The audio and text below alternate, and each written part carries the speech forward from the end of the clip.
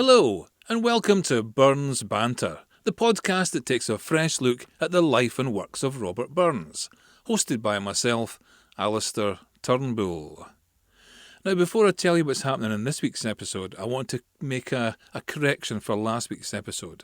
I told you that Robert went to Irvine, he tried to be a flax dresser and all the rest of it, and he eventually met a guy called William Brown, a sea captain. That's not his name. I got his name wrong. I was getting confused. His name is Richard Brown. So he met a guy called Richard Brown who was a sea captain. I just wanted to correct that mistake for last week. On to this week. What am I going to talk about?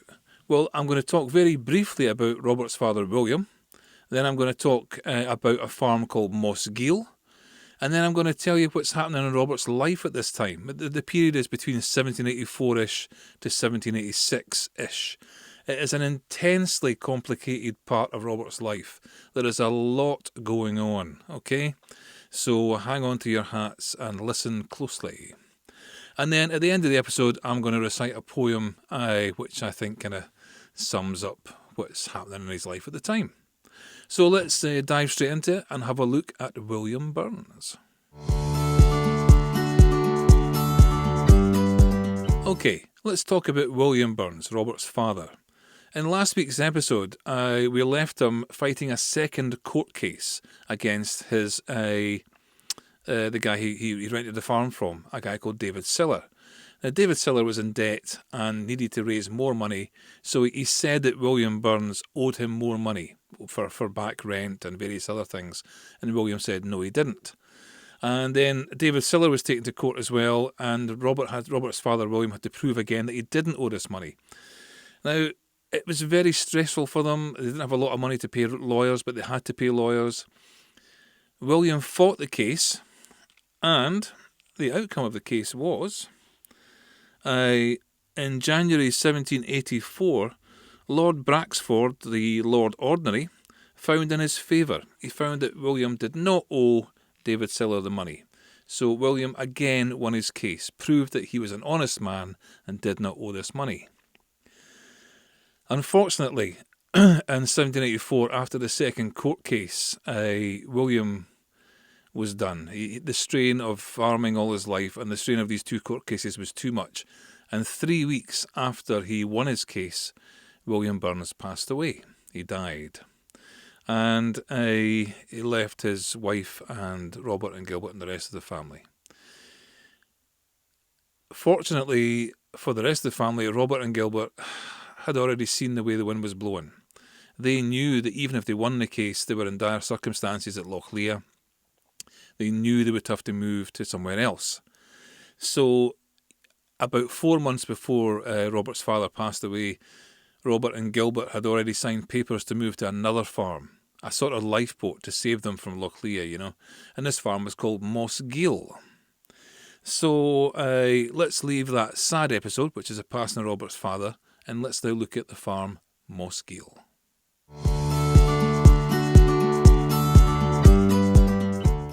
Okay, Mossgiel Farm.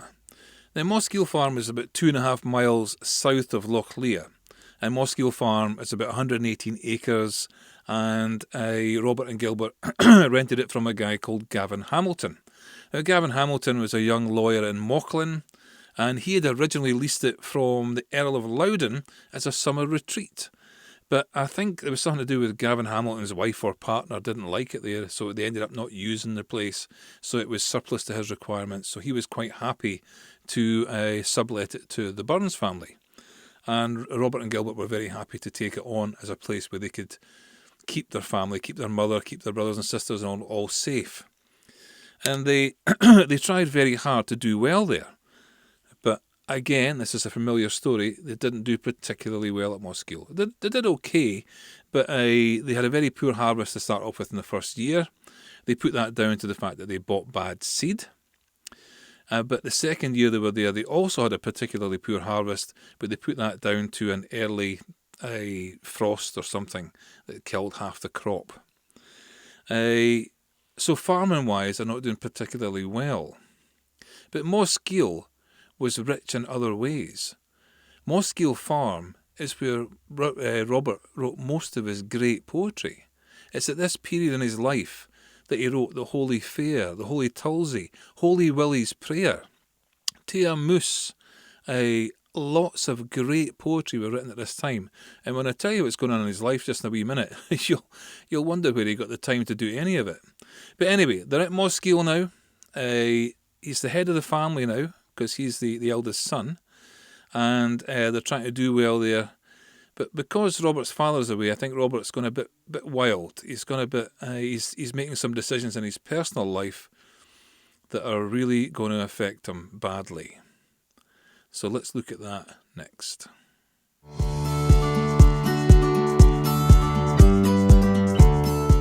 Right, let's look at Robert's private life. The first girl I'm going to talk about is a girl called Elizabeth Paton. Now, she was a servant on their farm. That sounds very grand. It's not as grand as it sounds. It was their farm at Lochleah towards the time just before William's death, Robert's father, William. She was there for a little while. Robert had a relationship with her. But when William died and they moved to Mossgiel farm, she didn't move with them. She moved to a village of Largyside. But it was obvious that Robert kept on seeing her because by the autumn of 1784, Elizabeth Bess Burns was pregnant. And Robert didn't know quite what to do. He decided he wanted to marry her. His mum was in favour of this, but his brother Gilbert and all of his sisters said, no, you should not marry this girl. She's not good enough for you. So Robert decided, okay, I am not going to marry this girl. Okay. So he moved on. I think he put some money aside for the care of the child, but that was about it. In Mauchline, he met up with a group of girls called the Mauchline Bells. It's just a group of nice girls, and he called them the Mauchline Bells. And he, after his time with Elizabeth Paton, he moved on to a girl called Helen Miller, who was one of the Mauchline Bells, and he tried to be with her for a while. But she heard all about Elizabeth Paton and stuff like that, and just decided, no, I don't want anything to do with Robert. Just beat it and leave me alone.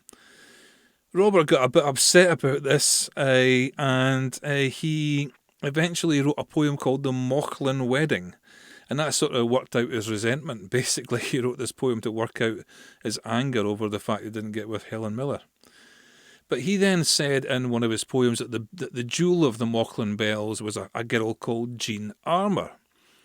Now, Jean Armour, again, she lived in Mauchline. She actually lived in the Cowgate, the centre of the village, next to a place called the Whiteford Arms, which is just down the road from Pussy Nancy's, which is a pub that is quite well known for Burns fans. A lot of things were written there, including the Jolly Beggars, great big cantata. He eventually got out with Jean, and Jean was very happy to be with him. She knew about Elizabeth Paton, and that obviously didn't put her off any, because unfortunately, just after his first child was born, which is in 1785, Jean Armour became pregnant by Robert as well. So now he's got a baby by one woman, and he's got another girl pregnant called Jean Armour. Now her father, who's a stonemason called James Armour, he's outraged by this. Actually, it's actually said that when he found out that Jean Armour was pregnant by Robert, that he fainted. Her father fainted.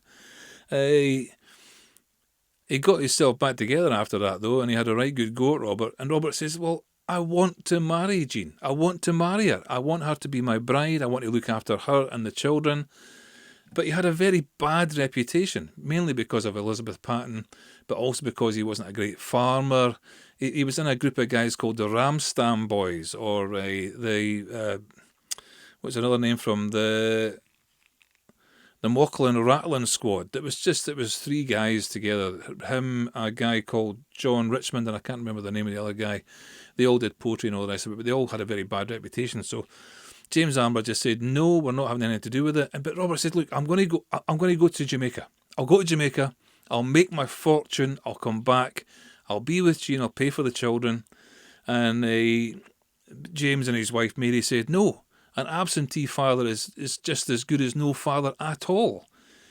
So Robert then said, well, I'll change my plans. I'll stay here. I'll be a farmer, even though I don't want to be a farmer. And whatever small pittance I have, I can help to take care of Jean. And again, James and his wife Mary said, no, that is not good enough. Go and leave my daughter alone. And so he was basically chucked out, and they sent their daughter, Jean, away to Paisley, so that people in Mauchline couldn't see her being pregnant, So Robert is very, very, downcast, downtrodden, and just decides that he is going to go to Jamaica because he's got nothing left in Scotland. He's got nothing left to be there for. He's rubbish at farming. The girl he wants to marry, he can't marry because his mother and father won't let him marry them. He's tried flax dressing. He wasn't any good at that. There's just nothing left for him. He thinks the only thing I can do is go to Jamaica. Now, people talk about this all the time. So I've actually looked up what job he was going to do. Let's have a look at it. The job that he was going to do in Jamaica was actually a bookkeeper, and it was on several sugar plantations near a place called Port Antonio. He was offered this job by a guy called Patrick Douglas, who was an absentee landowner. He lived in Cumnock, but his plantations were in Jamaica. It was his brother Charles Douglas that ran the plantations over there, and Burns was to go over there to be a bookkeeper and to look after things and all the rest of it. There's a much more of a wage over there that he could have got. He could have made more of a fortune over there, and that's why he's going to go. I don't think he wants to go. He's like no appetite to go, but he feels he has to.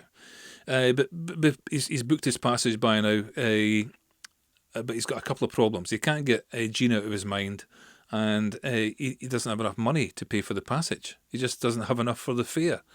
So he tries lots of things to get Jean out of his head. Now, he actually wrote to a friend of his called David Bryce, who was a shoemaker who moved to Glasgow to try and get more work there. And he wrote to him saying that he tried to get Jean out of his mind by entering drinking matches and going to Masonic meetings and other things like which he called dissipation and riot. The one thing he didn't mention to David Bryce was he took up with another girl. In the small time between him he thinks he's been deserted by Jean because she's gone to Paisley, right? He thinks he's single again because he thinks she wants nothing to do with him. But so he takes up another girl, a girl called Mary. And her nickname was Highland Mary because, it's actually because she spoke Gaelic. I mean, she was actually, Highland Mary was born in Dunoon in 1766, not very far up the Highlands. The only reason she was called Highland Mary was because most of the people in Dunoon at the time spoke Gaelic, and she was a native Gaelic speaker. Robert met her when she was working as a nursemaid in the household of Gavin Hamilton. They had a brief time. It was a very brief time together. A lot of people make a lot of the relationship between Robert and Highland Mary. They say they were going to get married. They exchanged Bibles. They did exchange Bibles. That's 100% true. But was it a marriage gift or was it a parting gift? I don't know. He did write a few songs about her. One of which I'm going to recite later on, actually. It was, Will You Go to the Indies, My Mary? That's one of the songs he wrote. The one I'm going to recite is the Highland Lassio. So he spent time with her. And Gavin Hamilton and all Robert's friends said again, why are you spending time with her? She's not good enough for you. She didn't have the best reputation. Some people said she was a bit loose. She was accused of seeing a captain in the guard at the same time as she saw Burns. I don't know, that's not substantiated and all the rest of it. But by the poems and the songs, they were talking about going to Jamaica together. But that never happened. And the reason that never happened is because Mary went back to Dunoon to nurse her brother, who was very sick at the time. But unfortunately, as soon as she got there, she caught the same fever that her brother had, and she died very quickly. Now, it was probably typhoid, because in the 1785, 1786, there was an epidemic of typhoid in Dunoon. So, Robert's now left with no woman in his life, and he's no money to go to Jamaica. So he doesn't know what he's going to do. He just doesn't know what he's going to do. There's so many things happening to him. And on top of that, he finds out that James Armour, Jean Armour's father, has now taken out a writ against him. He's put out an arrest warrant to get him arrested so that he can put him in debtor's jail to pay money towards Jean's child. So Robert can't even go back to the farm. He's now couch surfing around his friends' houses to avoid being arrested. And his life is in utter turmoil. I don't know how he found time to write any poems, but it was during this time that he wrote a lot of them. So, what does he do? He has no money. Gavin Hamilton, his friend, says to him, "You have no money to go to Jamaica. The only thing you could do is put all of your poems into a book and sell the book. Then you'll have enough money for your passage to Jamaica and you can go and live over there." So that's what he did. He put all of his poems into a book called Poems Chiefly in the Scottish Dialect, and it was published. Now I'm going to tell you more about the process of publication and all the rest of it and what came of the book and stuff like that in the next episode. So Robert is intent on going to Jamaica. He feels it's the only thing he has left to do. You'll find out whether he does that in next week's episode. But just now, I'm going to recite one of the poems I mentioned earlier, and we'll finish the episode doing that.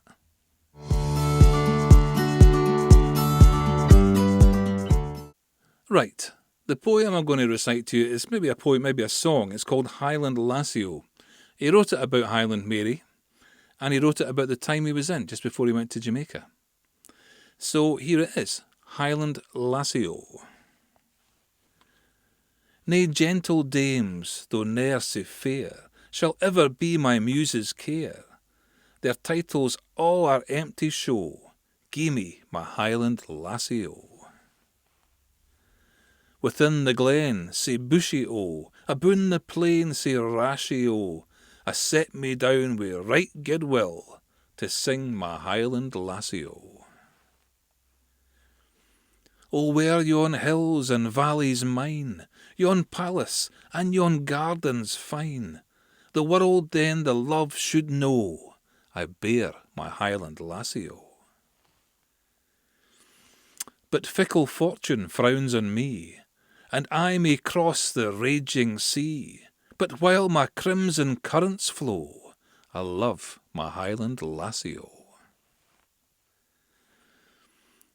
All through foreign climes I range, I know her heart will never change, for her bosom burns with honour's glow, my faithful Highland Lassie O. For her I'll dare the billows roar, for her I'll trace a distant shore, that Indian wealth may lustre throw around my Highland Lassie O. She has my heart, she has my hand, by secret truth and honour's band, till the mortal stroke shall lay me low, I'm thine, my Highland Lassie O. Farewell the glen, sae bushy o, farewell the plain, sae rashy o, to other lands I now must go, to sing my Highland Lassie O.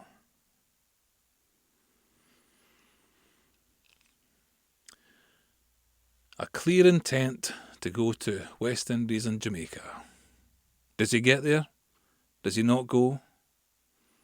Find out in next week's episode. Until then, Slàinte mhath.